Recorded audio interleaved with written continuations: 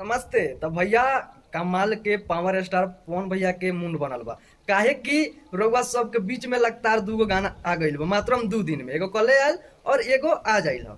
तो भैया दोनों गाना कमाल के बज रहल बा अभी दुर्गा पूजा के पंडाल में। काहे कि भैया गाना के जाके रिस्पांस देखी, कमाल के रिस्पांस बा दोनों गाना के। रहल बात भैया कि अब तीसरा गाना को भाई तो रउआ सब डिस्प्ले पर देख सकता नहीं कि हमार पावर स्टार पवन भैया कौना अंदाज में बैठल बानी और कौना मुंड में बानी। तो रउआ सबके बतला दे भैया कि पावर स्टार पवन भैया अभी पुराना अंदाज में बानी और पुराना मुंड में बानी।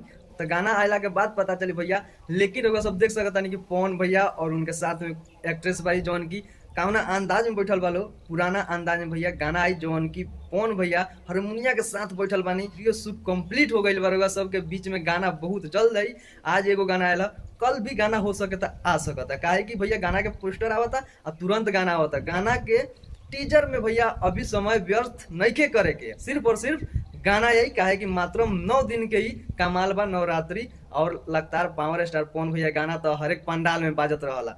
तो रउआ सबके का लागता कि इस साल के नवरात्रि में भी पावर स्टार पवन भैया कब्जा रही?